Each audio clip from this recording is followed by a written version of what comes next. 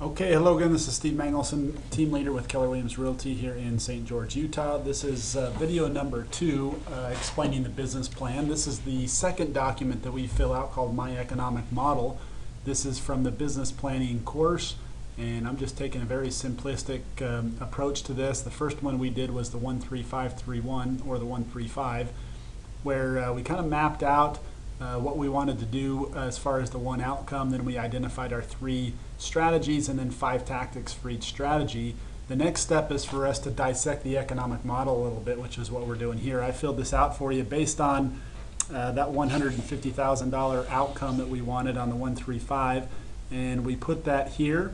Next, we figure the cost of sales and operating expenses. Now, keep in mind this 29.2% of GCI and 29.2% of GCI for operating expenses and cost and sales.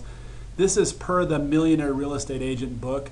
If there's a bigger team involved, with the goal being that you wanted to net $1 million. These numbers obviously don't represent these percentages, and that would be because I'm assuming that we don't have an assistant yet, we don't have buyer's agents, we don't have listing specialists, and so I'm keeping this pretty simple. $21,000 would be essentially your cap, and that which you pay to the brokerage, and then I figured around $29,000 for other expenses, business cards, signs, flyers, lead generation stuff. And so that's a pretty conservative number. You're just going to fill that in based on what you think yours is. And so my GCI, my gross commission, gross closed income, is going to be right around $200,000 to get me to the $150,000 that I specified on my 135. Okay, now I'm going to break that up on sellers and buyers. Let's take the sellers column first. Basically, if you're a newer agent or haven't been in the business a long time, I think your breakup is going to be right around 70-30, maybe 60-40. Eventually, we're going to try to get that close to 50% coming from each buyers and sellers.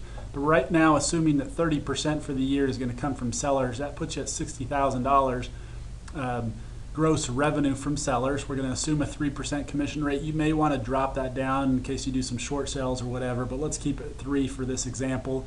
So that's going to be about $2 million in sold volume on the seller side.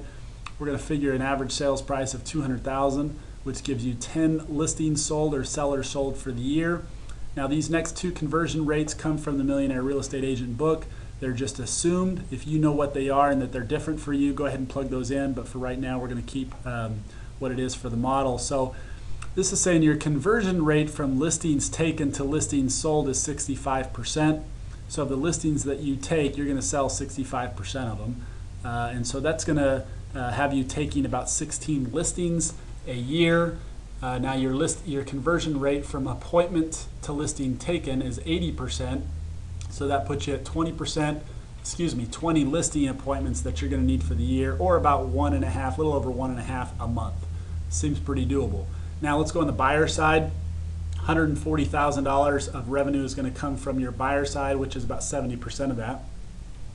We're going to assume a 3% commission on the buyer side as well, which puts you about $4.6 million in sold volume for the year.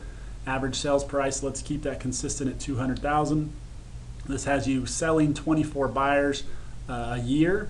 Your conversion rate is just flip-flopped, you'll notice that. So when we talk about buyer listings down here, that's a buyer representation agreement. To keep kind of the same language, we say buyer listing. So of the buyer rep agreements that you have signed, you go out and start showing those guys in your car and showing them properties. 80% of those will end up buying. So we're going to sell 24 a year, 80%, 29 buyer rep agreements signed for the year. Now this next conversion rate is from appointment to buyer rep agreement. We've got that at 65%. There may be buyers that you don't want to work with. There may be buyers that you have an appointment with and for some reason don't want to sign your buyer rep agreement.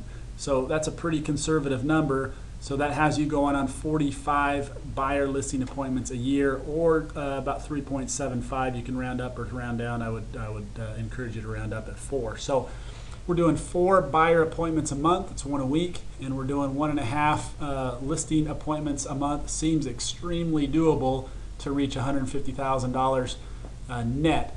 The reason I love doing this is if you track these numbers on a monthly, weekly basis, and you're not hitting those numbers, then we can coach, or I can coach to a specific area. So if this right here, your appointment to convert, your appointment to list to buyer listings taken is off, we can help you work on scripts and dialogues and presentation within that little segment.